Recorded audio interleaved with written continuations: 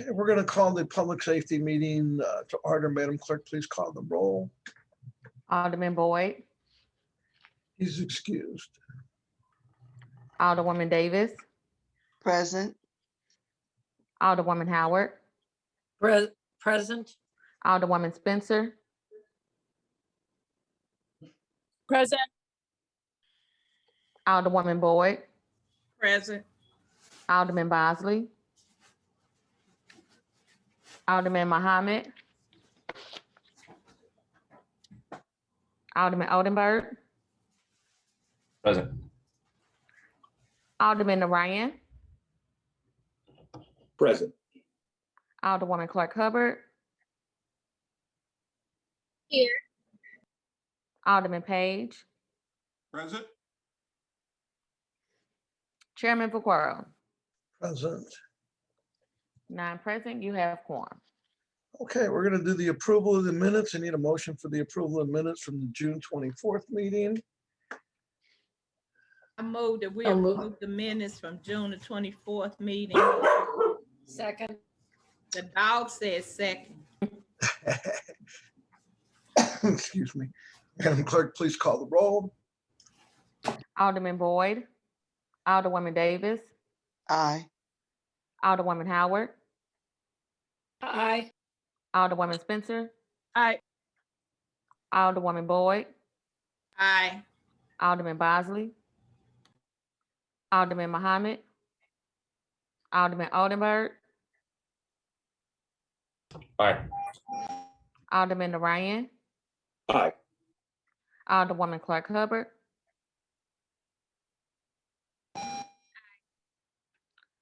Alderman Page, Aye. Chairman Vaccaro. Aye. 9 aye votes. Okay, what we're gonna do is because we're gonna do Board Bill 61 first, only because it's pretty short and pretty much to the point. So Alderman Oldenburg, if you would please. Certainly. Thank you, Chairman Vaccaro, and thank you, committee, for being so gracious to allow Board Bill 61 to be heard first.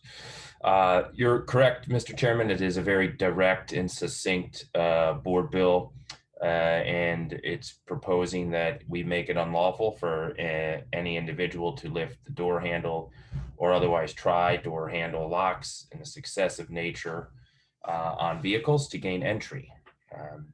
The owner, if it does not have the owner, if they are not the owner, they do not have the owner's permission.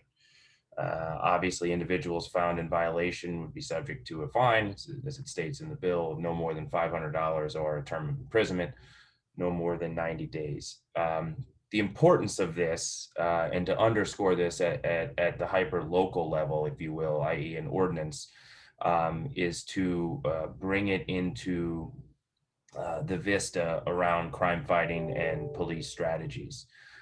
Clearly, I think it's not a large step for everyone on this committee and the public at large to understand that this ordinance would fall under attempted auto burglary or attempted larceny through state statutes. But the reasoning for this is that we need to bring it high in priority to the police department.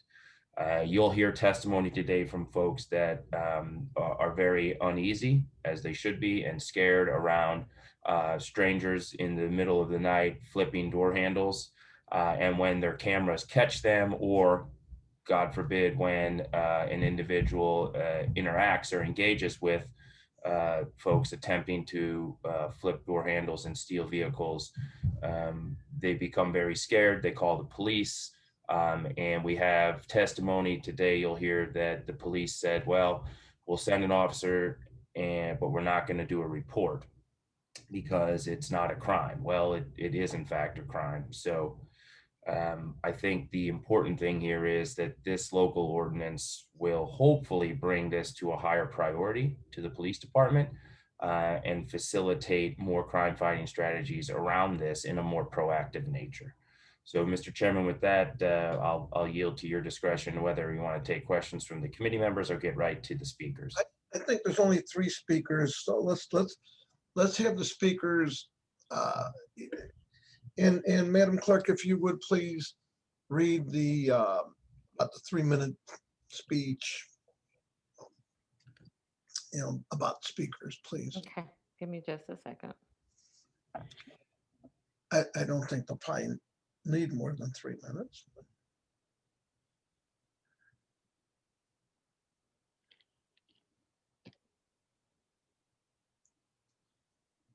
I can explain it if we don't want to read No, it. I just have to pull it up. That's it. Okay, here we go. After the presentation of the bill at any public hearing, those testified as proponents or opponents, those with no position shall be heard alternately. All persons who wish to testify at a public hearing shall sign a list which shall be made available by the chair of the committee. The initial presentation of any witness shall be 3 minutes or another length of time set by the committee chair. However, it shall be no longer than 5 minutes, except the permission of the committee chair. Any witness may respond to questions by members of the committee for any additional period of time to be determined by the committee chair. Any witness may submit written testimony to the committee at any time prior to the conclusion of the hearing of the bill or resolution. A list of names and addresses of all persons who testify at a public hearing in support, in opposition, or with no opinion to any bill or resolution, and a copy each written testimony submission shall be kept by the clerk as public record and shall be available to the members of the committee and the members of the Board of Aldermen when they consider said bill. Thank you. So we're going to just start at the top here, and then we only have speakers in favor and one with no position. So in favor, we have Autumn Jennings. Autumn, if you're there or here.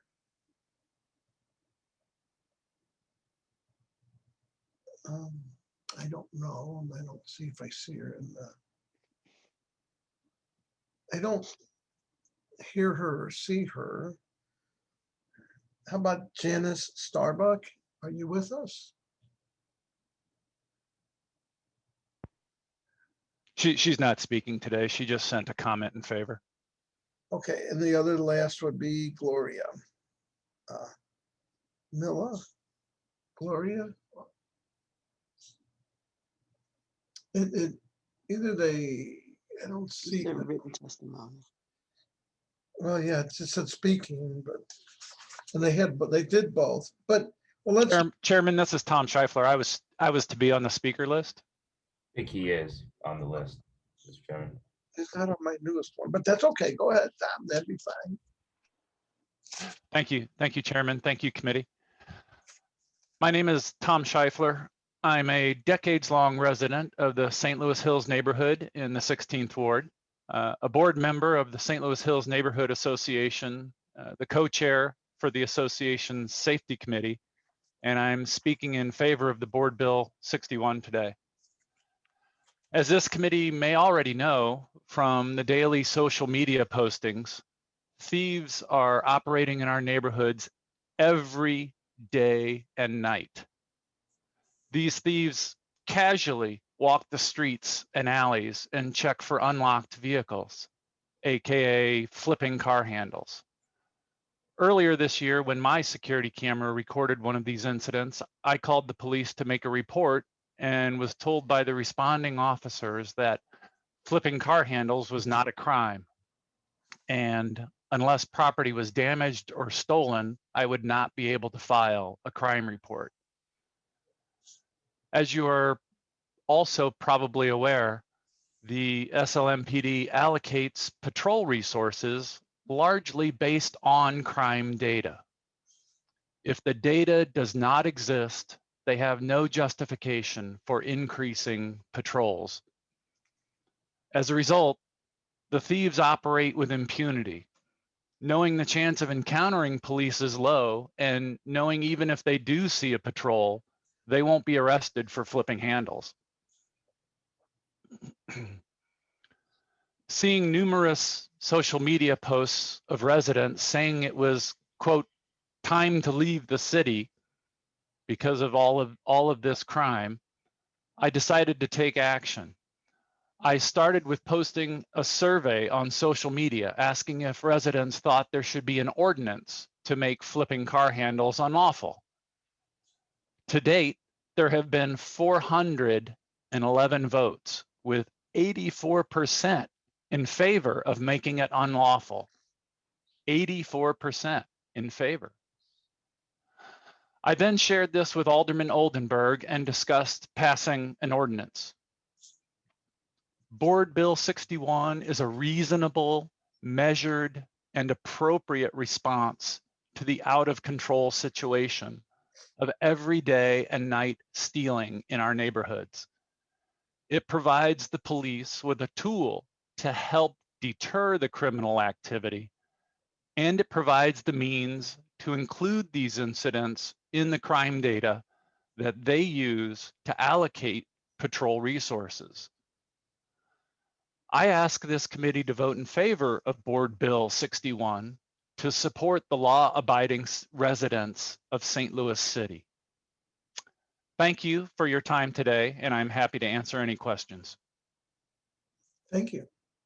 Does any of the members of the committee have any questions of the speaker? I would say we have none. I think what we'll do then is we'll go down the list, but I guess, does any of the members have a question of the sponsor? I don't see. Matthew, you got your hand up. Yeah, I was hoping to speak as well. I believe I'm on the list. See, that it's not on my list, but that's, go ahead. That'll be fine. And I think we're going to move forward because but go ahead, Matthew, and since you're here, Sure. the link, somehow my list mustn't be. I'll have to look. Maybe I don't have the most current list. Sure. Hi, everyone. My name is Matt Vitale, and I'm a resident of the 16th Ward, and I'm currently taking no position on this board bill. Individuals looking to steal from vehicles look inside vehicles and check blocks of cars for unlocked car doors in every ward throughout the city almost every day. If the doors are unlocked, they're most likely to go in the vehicle and quickly look for anything worth stealing. If they are locked, they don't see anything of interest in plain view, they typically move on to find an easier target. City residents post occurrences of theft on community forums such as Nextdoor to spread awareness. In fact, as mentioned earlier, a poll that was posted on the Nextdoor platform seems to have been the inspiration for this board bill. Residents share helpful information to neighbors in addition to law enforcement, such as the block of the incident where it occurred, and even some have videos from Ring doorbells or cameras. Considering the widespread occurrences of car checking across the city, it isn't clear to me how this ordinance will live up to the promise of deterring and/or reducing theft from unlocked cars. I know just last weekend, we all heard and saw all the fireworks that were being lit throughout the city, and our city's homicides occur in a much more concentrated area in the city, and we've struggled for years to prevent or solve a large portion of those crimes. We must consider how this ordinance might impact our police department's resources, as well as the social costs and the potential life-threatening situations for city residents and police officers. Several local police departments have given public comment to local news stations concerning theft from unlocked cars. And most of these reports, you'll see that the police departments consistently put out a message to the public that locking your car and not leaving anything valuable inside is the best way to deter and stop individuals from checking car handles on a residential street. Theft from unlocked cars is a pressing issue. However, I encourage the members of the committee to investigate as to whether this ordinance is the most effective tool to help curb theft. In my opinion, when it comes to theft from unlocked cars, you and your constituents have the ability to make the largest impact in stopping this crime from occurring. Locking your vehicle and removing valuables from your car is an individual act that can make an impact towards improving public safety in our city. This one act can help take guns off the street, prevent identity theft, and potentially other illegal activities. It's arguably the best way you can improve public safety in your neighborhood. It's certainly one of the easiest. I'll end by asking you all to encourage your neighborhood and ward organizations to promote and educate residents on the importance of locking their cars. And should this ordinance be pursued, please seek input from community stakeholders, as well as data from similar policies used in other cities to inform your decision. Thank you for your time. Thank you. You know, and yeah, it has you down. It has you down as no position. And I agree with everything you said as far as the best way to do this is don't leave anything in your car. And you know, wait, in fact, but anyway, I'll just, any members of the committee have a question to the speaker? Seeing none.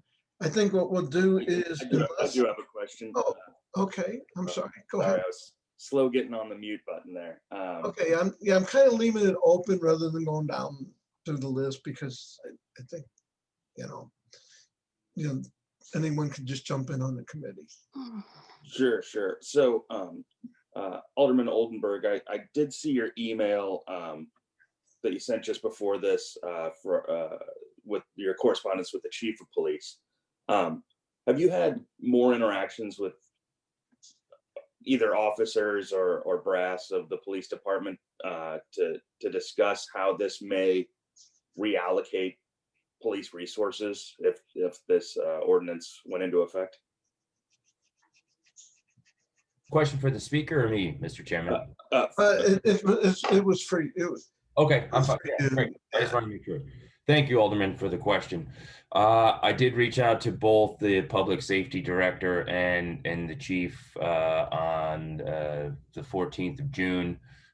Received no response. Reached out to them again a handful of days before this committee hearing. Received no response. I've informally spoke with a few officers about this. I think their sentiments on the situation are, well, that it may start a conversation to, you know, the overall strategy within the police department, you know, depending on, you know, priority. So it's certainly a priority to all residents. Is I think what the feedback I'm getting from a majority of residents. But there's been no other specific conversations in detail with anybody other than me trying to start a conversation with the chief and the public safety director to no avail. Okay, yeah, I was just curious if we had any thoughts on how this additional data may affect patrols. That I think it's a good bill. I don't disagree with it. I just have that one kind of lingering concern. But thank you. Yeah, thank you, Alderman. And any other members of the committee have a question to the sponsor? I don't see any. I have a question. Okay. I have a hand up. I have a question. And I apologize for not having my camera on. These 9 o'clock meetings are doing my mommy time when I'm dropping off kids at camp and work. So I don't want to drive and talk. And since I'm not voting, I hope it's okay that I don't have my video on. But I have a question about just how to carry out this ordinance.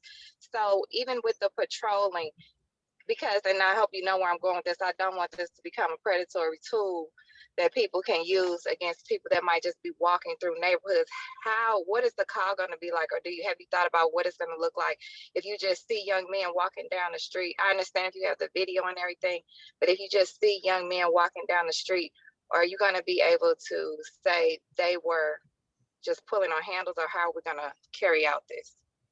Yeah, it's a good question, Alderwoman, for sure. And I think the attempt, the definition of attempt by Missouri Statute 562012 is pretty clear that it's inherent that if somebody tries lifting a handle in successive, successive automobiles, then that would be a probable cause, I would assume, for officers to take charge. And or for it to at least be reported, because the camera will certainly catch that. But individuals walk by my ring door camera all the time, and that doesn't bother me. But if they're moving through car by car and lifting the handle, that's a scarier incident. And I don't think any reasonable officer or person would see that just individuals walking would be that this ordinance would give them cause just by simply walking to stop and question them. Great, thank you for answering that. That's what I pray for, reasonable officers. Thank you. Yes. Likewise, Alderwoman, thank you for the question. I don't see any other hands up. So I'm going to let Alderman Oldenburg close so we can move on with the rest of the agenda, which might take quite a while. I do have a quick comment if possible, real quick. Go ahead. I just don't see your hand up, but go ahead. Sorry about that. Thank you, Alderman Oldenburg, for presenting this bill. I think it is important. I've definitely had residents who've had this issue and not really sure exactly how to handle it based on there being a lot of other different problems going on in the city and some officers not having time to come to the call, but more importantly, not knowing exactly what to do about the call when they get there, if they are to see that person who was said to be pulling on door handles, because it does seem to be something that isn't explicitly stated here in our ordinances. So I do appreciate you providing that tool for them. I think one thing that may be helpful to add to it possibly that could prevent some of those circumstances that Alderwoman Hubbard was just speaking about is maybe add a few extra steps into what a resident would call visibly, or would be able to say visibly he's seeing or she is seeing take place. Some people have the same cars. Some people can sometimes make mistakes. I myself have walked up to the car that looks exactly like mine. I've tried the handle and noticed that they maybe have something hanging from the mirror, or when I finally look in the car, maybe on my phone, I notice that's not my vehicle. Do you think it'd be helpful to maybe add, if that person tries a door handle on said block that is not in the neighborhood that they live in, or more than one door handle within a certain amount of time, maybe that would prevent any predatory practices, or any residents who may be a little bit afraid when seeing people walk down the street in the middle of the night because they have been hurt before, or things have happened in a way where they want to be proactive, and they may or may not see somebody pulling door handles, but it may look like that a person is. So in the event that that does happen, it probably would be best to have some type of provision there that will give a resident a little bit more accountability and responsibility when making those calls, so we don't have mishaps that happen. If they just see somebody walking and, resident calls and says that, hey, we, that it looks like somebody suspicious is walking down the sidewalk there. If they see them try multiple handles, then that's something we can be assured why you're trying two different cars. They're two different colors.